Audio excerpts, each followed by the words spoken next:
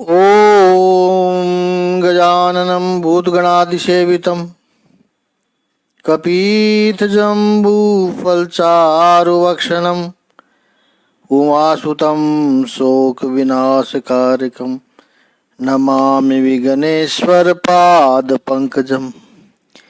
कृष्णाय वासुदेवाय हरिये परमात्मने प्रणतः कलेशनाशाय गोविंदाय नमो नमः। ओम श्री महापुरुष देवाय नमः। ओम श्री गुरुदेवाय नमः। ओम आनंद स्वरूप भगवान की जय। ओम शांति स्वरूप भगवान की जय। हमारा चिंतन गीता अध्याय 5 श्लोक 21 की ओर चल रहा है। 21 पे चल रहा है। 20वें श्लोक में भगवान ने निर्द्वंद बताया था, निर्द्वंद तत्व के बारे में बताया था। उस पर हमने चिंतन किया था। अब इस 21वें श्लोक में संग तत्व का दर्शन प्रभु करा रहे हैं। प्रभु कह रहे हैं ऐसा मुक्त पुरुष भौतिक इंद्रिय सुख की ओर आकृष्ट नहीं होता है, अपितु सदैव समाधि में रहकर अपने भीतर में आनंद का अनुभव करता है। इस प्रकार स्वरूप सिद्ध व्यक्ति परब्रह्म में एकाग्रचित होने के कारण असीम सुख भोगता है। जो बाहर के विषयों में आसक्ति नहीं रखता है और अपने भीतर ही अंतःकरण में ही जो सुख की प्राप्ति करता है, जो बाह्य विषयों में आसक्ति नहीं रखता है, उसे अंतःकरण में सुख की प्राप्ति होती है। वैसा वह ब्रह्म में एकत्व भाव से, अभिन्न भाव से जो स्थित है, ऐसा मनुष्य अविच्छिन्न सुख की अनुभूति करता है। संसार में भी लोग सुख बाहर ढूंढने गए, उनको दुखी मिला है, और जिन्होंने अपने भीतर सुख ढूंढा है उन्हीं को अक्षय सुख की प्राप्ति हुई है। कल हमने एक वेदांत का सूत्र उस पर चिंतन किया। विषय की आसक्ति की क्यों इतनी निंदा की गई है? यह सिद्धांत है वेदांत का कि विषय में आसक्ति होगी तो मन अध्यास को छोड़कर अधिष्ठान की ओर जाएगा ही नहीं। यह सिद्धांत हमने कल परसों भी चर्चा हुई थी, इसके बारे में स्पष्टीकरण था। हमने स्वामी रामतीर्थ जी का उदाहरण भी दिया था कि यदि स्वामी रामतीर्थ को स्त्री के सौंदर्य में आसक्ति होती तो वो अध्यास पर ही रुक जाते। वो स्त्री के बाह्य सौंदर्य के शारीरिक सौंदर्य तक ही रुक जाते। उसको पार करके अधिष्ठान जो परमात्मा है, जो ब्रह्म है, वहां तक उनकी दृष्टि जाती ही नहीं। ज्ञानी व्यक्ति क्या करेगा? वो विषय के सौंदर्य को देखेगा अवश्य, एक बार आकर्षित भी होगा और वाह कितना सुंदर पुष्प है, लेकिन फिर वो केवल विषय पर नहीं रुकेगा। वो सीधे अध्यास को पार करके अधिष्ठान पर जाएगा कि यह विषय, यह गुलाब इतना सुंदर है तो इसको बनाने वाला कितना सुंदर होगा। वो प्रभु के चिंतन में लग जाएगा। भक्ति मार्ग का साधक होगा तो तुरंत उसे ऐसा लगेगा कि ये सुंदर पुष्प तो मैं अपने परमात्मा के चरणों में अर्पित करूं। ये भक्त की अंतिम छलांग होती है। अध्यात्म में जो प्रक्रिया है, जो हमने कल देखा था, ऑब्जेक्ट से नॉन ऑब्जेक्ट्स की तरफ जाने की, साधक वो नहीं कर पाएगा यदि वो ऑब्जेक्ट्स पर ही रुक जाएगा, अटक गया, इसी विषय पर आसक्त हो गया, अटैच्ड हो गया, तो वो अधिष्ठान तक कैसे जाएगा। यह बात यहां पर भगवान श्री कृष्ण कहते हैं इस 21वें श्लोक में। बाह्य स्पर्शे सु असक्त आत्मा, बाह्य विषयों में जो अनासक्त है, अनअटैच्ड है, तभी वो भगवान से एक रूप हो सकता है। ये मत समझना कि जो साधक अध्यात्म के पथ पर चलता है वो सुख का अनुभव नहीं करता है। वो अवश्य सुख का अनुभव करता है। कैसे करता है? विंदति आत्मनि यत सुखम, वो अपने अंतःकरण में सुख का अनुभव करता है। इनफैक्ट इसके सुख का बेस इतना पावरफुल है कि वो बाहर के किसी व्यक्ति पर वो डिपेंड नहीं होता है। यहां तो कोई मिलने आने वाला हो और वो 15 मिनट लेट हो जाए तो सुख चला जाता है, सारा का सारा गुस्सा आने लगता है। वो योगी ऐसा नहीं है कि किसी से मिलेगा नहीं, ये भी नहीं है, मिलेगा, खुश भी होगा, लेकिन यदि कोई उसके पास न भी आए तो वो अपने निज आनंद में ही मग्न रहता है। यह सौंदर्य है उसका। विंदत आत्मी यत सुखम, विंद त्यात्मनि यत सुखम। याद रखना है कि यहां पर बाहर के विषयों की निंदा नहीं है, लेकिन विषयों की गुलामी की निंदा है। ये याद रखना है। स ब्रह्म योग युक्तात्मा, वह जो है ब्रह्म योग युक्त आत्मा है। सुखम क्षय मसनोते, वो अक्षय सुख को प्राप्त करता है। जिसने विषयों पर कभी डिपेंडेंसी नहीं रखी ही नहीं, छोटे से उदाहरण से समझें, फिर अगले श्लोक पर चलें कि जिसको चाय का व्यसन होगा, चाय की गुलामी होगी। अब जरा सोचो, ऐसे तो उसको लगता है कि चाय पीकर बड़ा मजा आता है, सामान्य बात है। ये तो कि शुरू में ऐसा लगता है कि इससे सुख मिलता है, दिमाग फ्रेश हो जाता है। अब चाय के भाव बढ़े तो उसको दुख होगा, चाय के भाव बढ़ने लगे। चलो वो भी सकती है कि चाय के दाम बढ़े तो उसे चिंता नहीं है, जो ब्रांड चाहिए वो ले आएगा। दूसरा, वो ठीक से बनी नहीं, आज मजा नहीं आया। वस्तुतः वो चाय के पास सुख लेने गया था, लेकिन वही उसके दुख का कारण बन जाता है। कड़क नहीं बनी आज, जैसी मैं पीता हूं वैसी नहीं बनी, लेट बनी, सरदर्द करने लग गया।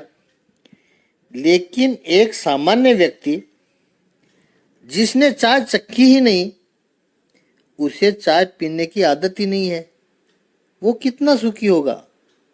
वो चाय का इंतजार ही नहीं करेगा। उसको चाय की तरफ से कोई दुख है ही नहीं, क्योंकि चाय पीने की आदत नहीं है। तो चाय जैसा निर्दोष व्यसन, उसमें से भी दुख निकल आता है। तो जिसको संसार के सारे विषयों की अभिलाषा है, वो विषय के पास जाता तो है सुख की वृत्ति से, लेकिन दुख का ढेर होते जाता है। उसमें आश्चर्य क्या है? उसने ये आसक्तियां छोड़ी, अंतःकरण में सुख जिसने पाया वही सुखम अक्षय अश्नुते अश्नुते वही है, वही स ब्रह्म योग युक्त आत्मा। उसका अंतःकरण ब्रह्म में ही समाहित रहता है। अब क्या होता है कि जैसे कोई व्यक्ति घर में अत्यधिक व्यस्त होता है, इतने लोग मिलने आ रहे हैं, सुबह से लेकर के शाम तक, फिर सब चले गए, मिलने वाला न रहा, तो वो अंदर जाकर जरा रिलैक्स होकर के कहेगा, आहा, सब जो बाहर के थे वो सब चले गए, अब शांति से थोड़ा बिस्तर पर आराम करता हूँ। काफी थक गया वो, क्योंकि बाहर के सब आए थे, वो सब गए। ऐसे ही जिसके जीवन में निरंतर बाहर के विषय आते रहते हैं, इससे आप डिस्टर्ब होते रहते हो। जिसने बाहर के सभी विषयों को बाहर कर दिया हो, वो अपने अंतरात्मा में आकर अक्षय सुख पाता है। अब किसी बाहर के विषयों पर डिपेंडेंसी न रही उसकी। सुखम अक्षयम अश्नुते, वो अक्षय सुख की अनुभूति करता है, क्योंकि उसका कभी भी क्षय नहीं होता है। इनफैक्ट जिसने भीतर से सुख पाया, वो सुख निरंतर बढ़ता ही जाता है। विज्ञान भैरव के पहले सूत्र में मां पार्वती शिव भगवान से पूछती है कि मैं शांत कैसे हो जाऊं, मैं आनंद की अभिलाषा कैसे करूं, आनंद की उपलब्धि कैसे करूं, मुझे अमृतत्व कैसे मिले। शंकर भगवान से पूछती है मां पार्वती। मां पार्वती के 3 प्रश्न है, शांति, आनंद और अमृत कैसे प्राप्त हो।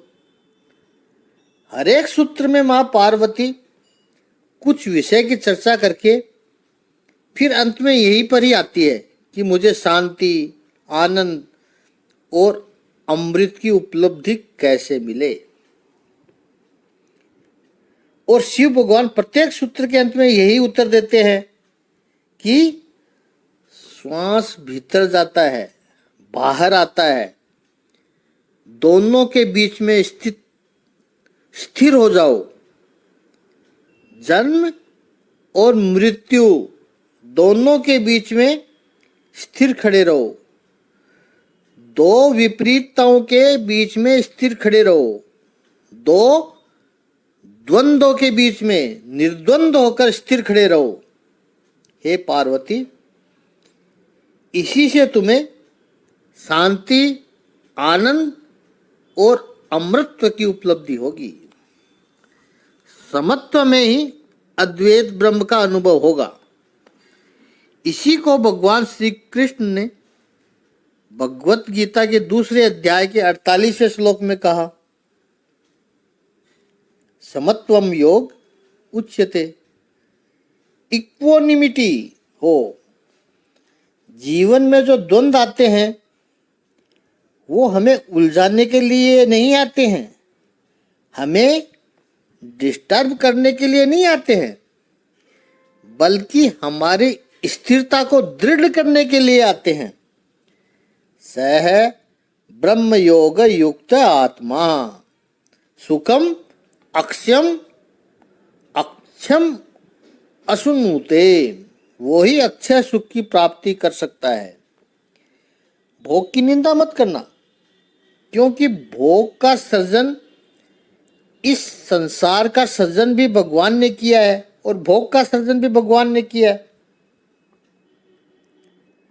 विषयों का आकर्षण साधक को विचलित करता है, इसलिए एक साधारण सा रास्ता निकाला कि विषयों की निंदा करने लगे सब लोग। नहीं, विषयों की निंदा मत करो, क्योंकि विषय की निंदा करने से तुम्हारा उस विषय के साथ नेगेटिव इन्वॉल्वमेंट हो जाएगा। जिसकी निंदा करते हो उससे आप दूर नहीं हट सकते हो, उसके भी साथ में आप जुड़े हुए हो। स्वस्थ खड़े रहो, विषयों को विषय की तरह पहचान लो, उसकी बहुत यूटिलिटी वैल्यू है, उसको समझ लो, उसकी उपयोगिता को जान लो। विषयों में डिस्टर्ब होने की आवश्यकता नहीं है। दृष्टांत पहले दिया हुआ है कि 2000 की नोट सामने रास्ते पर पड़ी हुई है, अधिकतर लोग नोट की ओर दौड़ेंगे। देखने वाले कुछ लोग कहेंगे देखो संसारी है, पैसे के पीछे पागल है, पैसा देखा नहीं कि दौड़ने लग गया। और कुछ लोग होंगे वो कहेंगे नहीं नहीं, हम पैसों के हाथ नहीं लगाते, वो नोट से दूर भागेगा। तो उन्हें देखकर लोग कहेंगे देखो महाराज कितने उच्च कोटि के हैं, पैसे को स्पर्श भी नहीं करते हैं, नोट देखा कि उससे दूर दौड़ने लग जाते हैं। कोई सुंदर स्त्री हो या स्त्रियों के लिए कोई सुंदर पुरुष हो, जो भी मान लो आप, लोग दौड़ेंगे उसकी ओर। कुछ लोग समाज में कहेंगे देखो संसारी, कामी, सुंदर स्त्री देखी नहीं कि दौड़ने लगे उसकी तरफ। और कुछ लोग ऐसे भी होंगे कि अरे स्त्री को हमारे सामने से हटा लो, ये तो नर्क की खान है, हटाओ ऐसे हटाओ। लोग कहेंगे वाह वाह महाराज, इतनी सुंदर स्त्री है, देखते भी नहीं है, कितने महान है। संसार में ये दो ही दृष्टिकोण है, या तो विषयों की ओर भागते हैं या विषयों से दूर भागते हैं। लेकिन ये याद रखो कि ये विषय दोनों को भगाता है। किस ओर भगाता है वो सेकेंडरी बात है, लेकिन भगाता अवश्य है।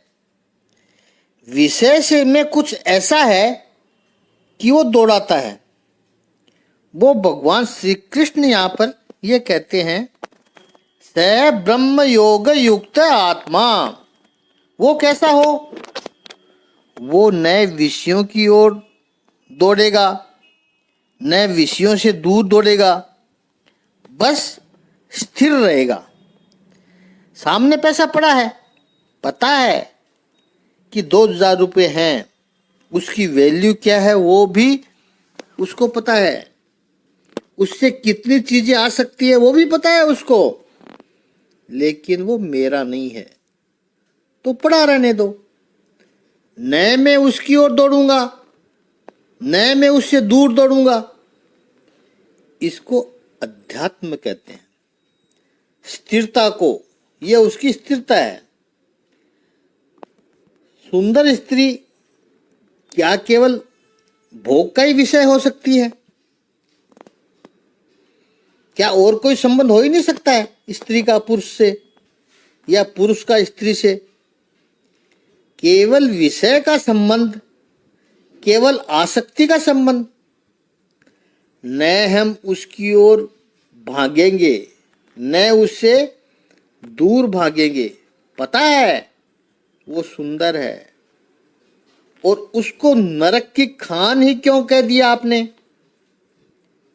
उसको तो कोई आपत्ति नहीं है, उसने तुम्हें देखकर कोई विचलितता नहीं आई उसमें, तो न वो विचलित होती है, तो उसको देखकर तुम्हें क्यों विचलितता होने लगी? वो महिला तो बेचारी आदर का भाव लेकर आई है आपके पास, प्रणाम करने के लिए आपके पास आई है, फिर भी उसका तिरस्कार किया जाता है। स्त्री माता हो सकती है, बहना हो सकती है, पुत्री हो सकती है, और एक अच्छी दोस्त हो सकती है। क्यों आप एक ही दृष्टि से देखकर उसका तिरस्कार करते हो? विषयों को विषयों की तरह रहने दो, आप अपने भीतर स्वस्थ रहो, ये संसार पर बहुत बड़ी मेहरबानी होगी। संसार का क्यों तिरस्कार किया जा रहा है और इससे संसार को कोई फर्क नहीं पड़ता है। ये तिरस्कार करने वाला व्यक्ति पैरानॉइड हो जाता है, अस्वस्थता उसमें हो जाती है। 10 वर्ष की बालिका को देखकर आगे तो बालिका बेचारी समझती नहीं है कि मैंने ऐसा क्या किया जो ये मुझे देख के भाग रहा है। उस बालिका को तो पता भी नहीं है कि क्या है, बालिका की ओर भाग रहा है, वो भी बालिका को समझ में नहीं आता, और बालिका से दूर भाग रहा है, वो भी उसको समझ में नहीं आता है। तो विषय तो कई बार निर्दोष होते हैं, दोष उसकी ओर या उससे दूर भागने वालों के दिमाग में है। ये अपने दोष जिसने निकाल दिए, फिर स्थिरता आई जाएगी। विषय सामने है तो फिर तुम क्यों ऊपर नीचे हो रहे हो। ये अस्थिरता जिसकी चली गई वो ही अक्षय सुखम मसनुते। और ऐसा ये स्थिर बुद्धि, ऐसी स्थिर बुद्धि होने के बाद ही संभव है। इसके बाद कामादि दोष दर्शनम का वर्णन अगले 22वें श्लोक में प्रभु करते हैं। तो 5वें अध्याय के 22वें श्लोक का शाब्दिक अर्थ है कि बुद्धिमान मनुष्य दुख के कारणों में भाग नहीं लेता है, जो कि भौतिक इंद्रियों के संसर्ग से उत्पन्न होते हैं। हे कुंती पुत्र, ऐसे भोगों का आदि तथा अंत होता है, अतः चतुर व्यक्ति उनमें आनंद नहीं लेता है। ये ही संस्पर्शजा भोगा दुख है योनम एवते। संस्पर्श से जो भोग आते हैं, संस्पर्श का अर्थ इंद्रिय और विषयों के संयोग से जो भोग, जो सुख होता है वो है। आद्यावंता, वे आदि और अंत वाले हैं, उनका एक निश्चित शुरुआत है और निश्चित अंत भी है। इतना ही नहीं, वे दुख है योनय एवते, वे दुख के कारण है। बुधाहा तेषु न रमते।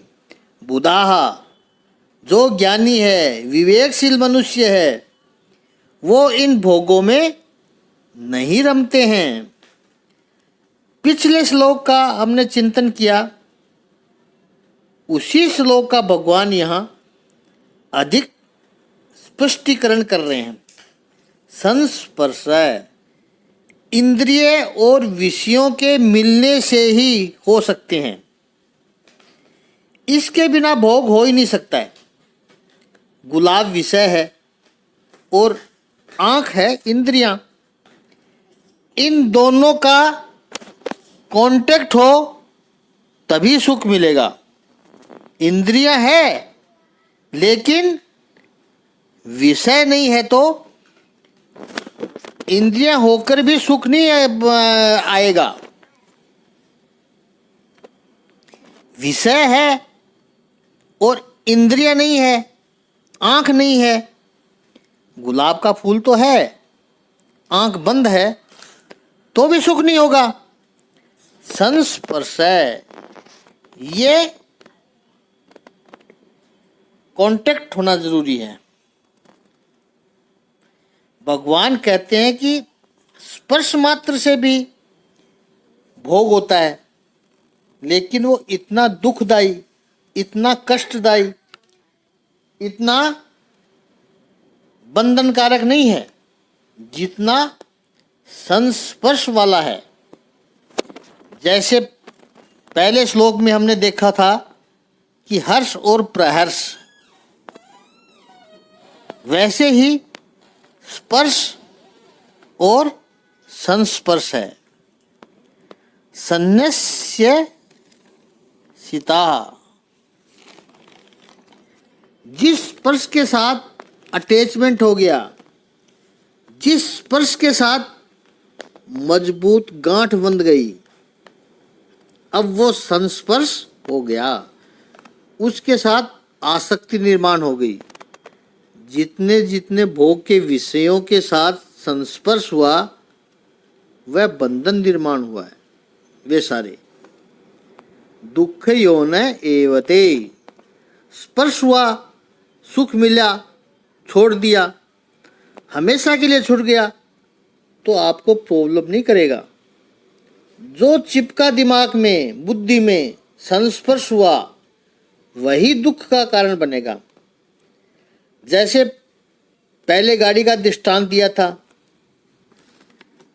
जैसे अच्छी वाली गाड़ी चाहिए, वो आपके मित्र की है या रिश्तेदार की है, उसमें आप बैठे 50 किलोमीटर जाकर उतर गए, गाड़ी में से उतरे उसी समय मन से गाड़ी भी उतर जानी चाहिए, तो वो गाड़ी का स्पर्श तो हुआ, 50 किलोमीटर तक सुख भी मिला, अच्छी बात है।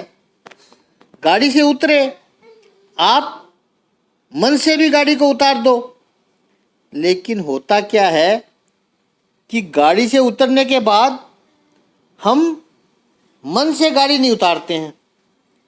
गाड़ी तो बहुत अच्छी है, अपनी गाड़ी तो खटारा है, ये कितनी कंफर्ट है। अब ये जो शुरू हुआ वो है संस्पर्श। इस अंतर को समझना है। स्पर्श दुखदायी नहीं है, स्पर्श सुख देता है। इसलिए भगवान श्री कृष्ण का ये जो पॉजिटिव एटीट्यूड है कि विषयों का नेगेशन नहीं है, विषयों का तिरस्कार नहीं है। स्पर्श हो जाए कोई बात नहीं, स्पर्श में उसको, संस्पर्श में उसको परिणित मत करना, उसको पकड़ के मत रखना। इंद्रियों का स्पर्श हो लेकिन संस्पर्श न हो। लेकिन ये बाउंड्री लाइन जो समझ पाए, न केवल इस बाउंड्री लाइन को समझ पाए बल्कि आचरण में लाकर दिखाए। श्रीमद् आदि शंकराचार्य जी के सामने भी जब जलेबी आती होगी तो उनको अच्छी लगेगी, वो उसका तिरस्कार नहीं करेंगे, वो जलेबी खाएंगे, प्रशंसा भी करेंगे, बड़े आनंद से लेंगे। लेकिन यात्रा करने निकले फिर महीने भर बाद वो किसी से ये नहीं कहेंगे कि वो स्वादिष्ट जलेबी खाए, 1 महीना बीत गया वो ही लाओ, वो ऐसा नहीं कहेंगे। ये संस्पर्श है। देखिए फिर वही बात प्रभु यहाँ पर बता रहे हैं कि विषयों में जो सुख आ रहा है वो विषय के किसी गुण के कारण नहीं है, हमारे भीतर वो सुख पाने की ऊर्जा है, उसके कारण सुख मिल रहा है। तो अपने उस ऊर्जा को विषय के हवाले क्यों कर रहे हैं हम? आपने किसी व्यक्ति से जलेबी मंगवाई और सोचने लगो कि जल्दी से जलेबी आएगी, खाएंगे, मज़ा आएगा। आप पूरी तरह से प्रिपेयर हो जाओगे जलेबी खाने के लिए, और जो जलेबी लेकर आया, आपने वो जलेबी का डोना खोलकर डाइनिंग टेबल पर रखा ही था, प्लेट में रखा ही था, कि आपका फोन आए कि आपका कोई स्वजन बहुत बीमार है, कुछ बुरे समाचार आए हैं फोन पर। अब आपको उस जलेबी में मजा आएगा? यदि जलेबी में सुख होता तो आपको मजा आना चाहिए था, उस समय भी मजा आना चाहिए था। तो ये सिद्ध करता है कि ऑब्जेक्ट में सुख नहीं होता है, आपकी मन स्थिति में सुख होता है। और यदि आपका मन यदि प्रसन्न हुआ तो रोटी और मिर्ची भी खाओ तो भी आनंद आ जाएगा। ये अंतर जिसने समझ लिया और जीवन में आचरण में ले आया, वो संस्पर्श जाब होगा, उससे वो मुक्त हो जाता है। क्योंकि वो सब ऑब्जेक्ट का आद्यावंत है। इंद्रियों और विषयों का स्पर्श होने पर वो शुरू होते हैं, वो उनका आदि होता है। और इंद्रियों और विषयों का संबंध टूटा कि वो बंद हो जाते हैं। उसका आदि है और अंत है। उसमें एक और बीमारी है, एक मर्यादा है कि जितना सुख मिलता है उतनी दुख की संभावना बढ़ जाती है। और मनुष्य का स्वभाव है कि सुख मिला तो और मिले और मिले। यही फिर संताप का हेतु बनता है। सुख की प्राप्ति भी दुख का निर्माण करती है। फिर छोटा सा दुख भी बड़ा लगने लगता है। ये हम सबका अनुभव है कि आज से 25 साल पहले एयर कंडीशनिंग इतना पॉपुलर नहीं था। हॉल भी थे, घर भी थे, लेकिन एसी मिलता ही नहीं था। मिलता नहीं था तो जरूरत भी नहीं थी। आज आदत बन गई। पहले गर्मी में घूमते थे, ज्यादा फर्क नहीं पड़ता था। अब 2 घंटे एसी में बैठे और बाहर निकले तो जो गर्मी है वो अधिक कष्ट देती है। इसका अर्थ यह हुआ कि जिसको हम सुख के साधन मानते हैं, सुख की अभिलाषा में हम वहां रहते हैं, वो वस्तुतः हमारे दुख को प्रबल बनाते हैं। इस पर आगे की चर्चा कल करेंगे, समय अधिक हो रहा है।